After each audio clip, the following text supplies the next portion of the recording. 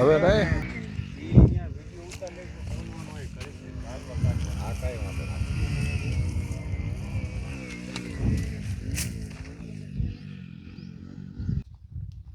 નમસ્કાર મિત્રો, હું ઊભો છું એ ખેતરમાં ઊભો છું. મને એવું લાગે છે કે ખેતર નથી, આ રોડ છે.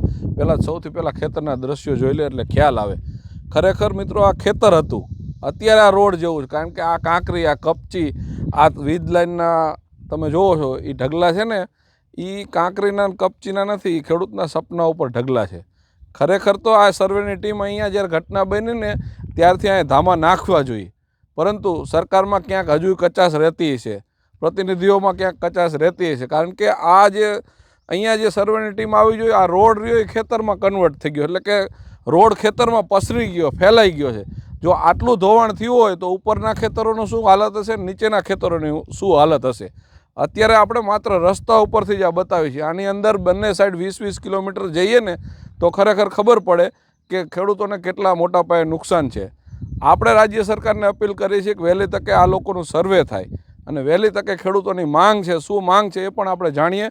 અહીંયા ઘણા બધા ખેડૂતો છે, આપણે ખેડૂત સાથે પણ વાત કરીશું. આ ઊભા કપાસનો પાક હતો, એમાં રોડ જેવું તમને દેખાય મિત્રો. આ ખેડૂતો છે બધા ગામના, અને આ ઉપરાંત પણ રણકાંઠાના 20 ગામમાં આવું નુકસાન છે, જ્યાં ખેતરો નહીં, ઘરમાં પાણી ભરાણા હતા. હજુ સુધી સર્વેની ટીમ કે સર્વેના આદેશ કેમ નથી દેવાના એ પણ એક પ્રશ્ન જ છે.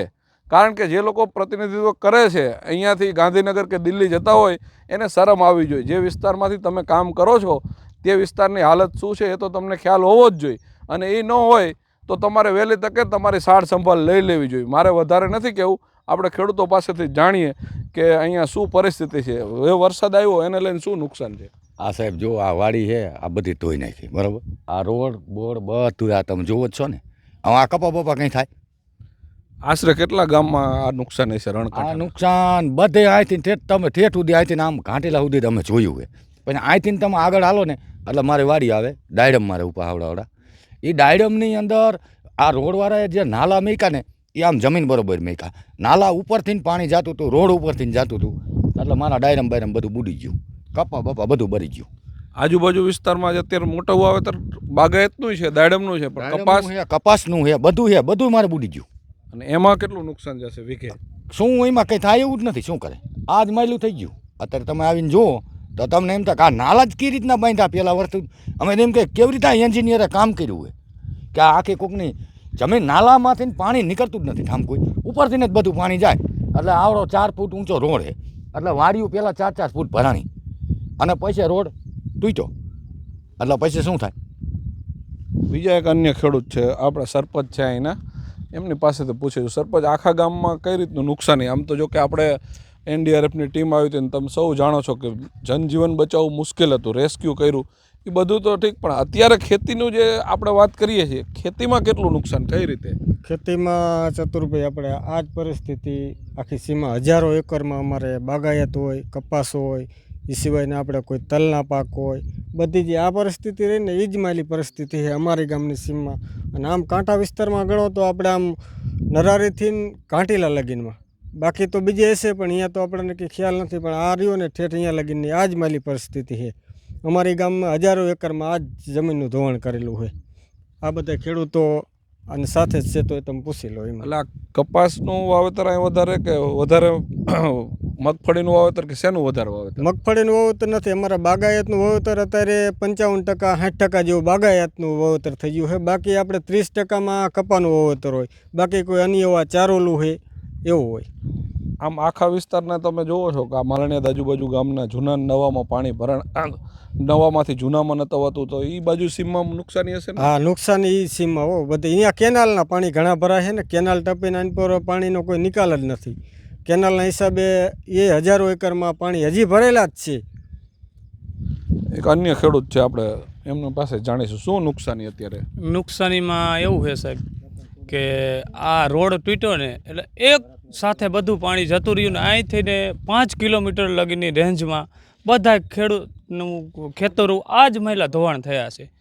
કે કપાસ દાટી દીધા છે, મૂળિયા હોતા ઉખેડીને ફેંકી દીધા છે.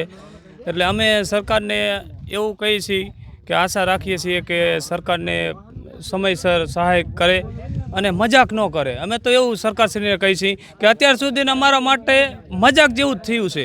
સરકાર સહાય કરે તો 13,000ની ને આવી કરે. વળી આ ગયા વર્ષ એક વળી 44,000 રૂપિયા 2 એકરે આપ્યા હતા સરકારે. પણ હવે આવી મજાક ન કરે અને પૂરેપૂરું સર્વે કરી અને પૂરતું સહાય કરે એવી અમે આશા રાખીએ છીએ.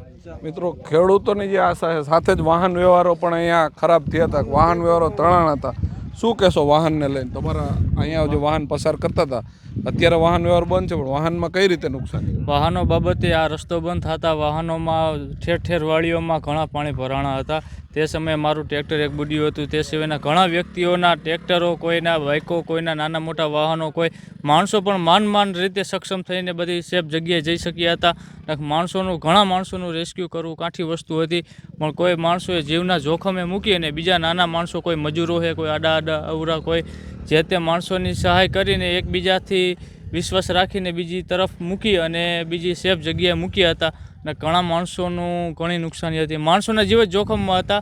વસ્તુની વાત તો બીજા નંબરે છે, પણ પહેલાં માણસો જ જીવ કાઢી શકે એવી પોઝિશન હતી નહીં. કારણ કે તે સમયે પાણી ઓચિંતાનું અતિશય આવ્યું હતું. તે બાબતે કોઈ માણસો, મારી વાડીમાં ઠેર ઠેર 5-5, 7-7 ફૂટ ઊંચું પાણી હતું અને સિવાયના કોઈ માલ નહીં તો નહીં, પણ માણસો કાઢવા જ બહુ કઠિન વસ્તુ હતું. તે સિવાયમાં મારું એક ટ્રેક્ટર પણ ડૂબી ગયું હતું. તેની છત્રી બરાબર આખું વહી ગયું હતું.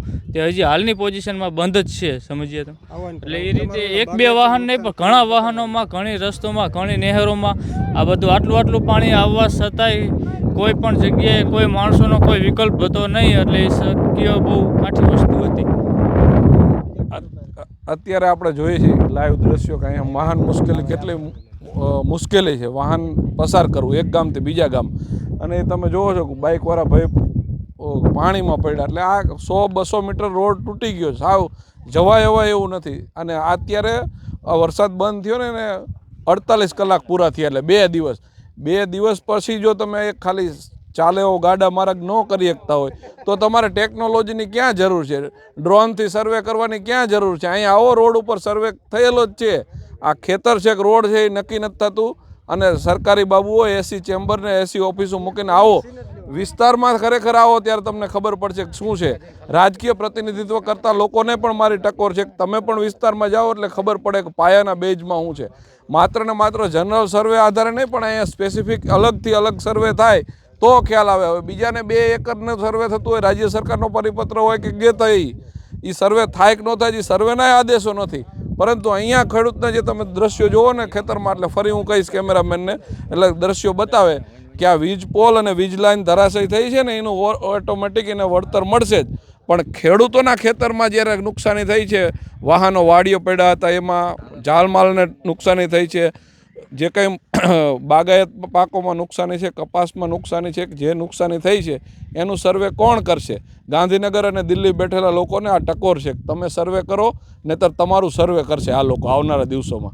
એટલા માટે આ ખાસ મારે હજુ કહેવું છે કે ખેડૂતના ખેતરમાં આ પ્રકારનો રોડ પથરાણો હોય એવી કાંકરી છે, આનું કોણ વળતર દેશે? અહીંયા જગ્યા ઉપર આવશો ત્યારે તમને ખબર પડશે ને. માત્ર એસી ચેમ્બરો ને એસી ઓફિસો મૂકી બહાર આવો તો ખબર પડે જમીન ઉપર લોકોને શું મુશ્કેલી, ખેડૂતોને શું છે.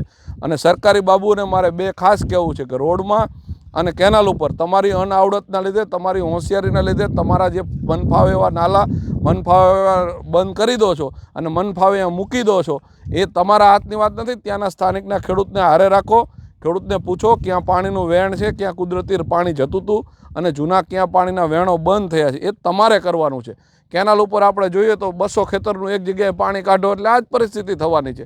રોડ ઉપર પણ તમે 200-300 ખેતરનું એક જગ્યાએ પાણી કાઢશો એટલે આ જ પરિસ્થિતિ થવાની છે. તમે ખેડૂતને ખરેખર ઉપયોગી થવા નીકળ્યા છો કે તમારા વિકાસના નામે ખેડૂતનો વિનાશ કરવા નીકળ્યા છો, એ તમારે જોવાનું છે. આવનારા દિવસોમાં મેં કહ્યું એમ ગમે ત્યાં નવો રોડ થતો હોય, ગમે ત્યાં કેનાલના પ્રશ્નો હોય, રાજકીય ચૂંટાયેલા પ્રતિનિધિઓ પણ એ સ્થળ ઉપર જાય અને ખ્યાલ આવે કે આનો વૈકલ્પિક રસ્તો શું. માત્ર સહાય ખેડૂતને નથી જોતી, આનો વૈકલ્પિક કાયમી રસ્તો આપો કે આ પાણીનું વહેણ અહીંયા છે, કુદરતી પાણીના વહેણમાં જ્યાં જતું હોય ત્યાં જશે. અને એ જ વહેણ તમે ખરેખર તમે માનશો ને તો એ વહેણ નદી છેલ્લે કચ્છના નાના રણમાં ભરે જ છે. તમારી અનાવડતના લીધે તમે વિકાસના નામે રોડ કે ખેતરો બનાવો, એનો રોડ કે કેનાલો બનાવો એમનો વાંધો નથી, પણ એનો યોગ્ય પાણીનો નિકાલ કરો ત્યારે જ ખેડૂતને ખરેખર સંતોષકારક જવાબ મળશે.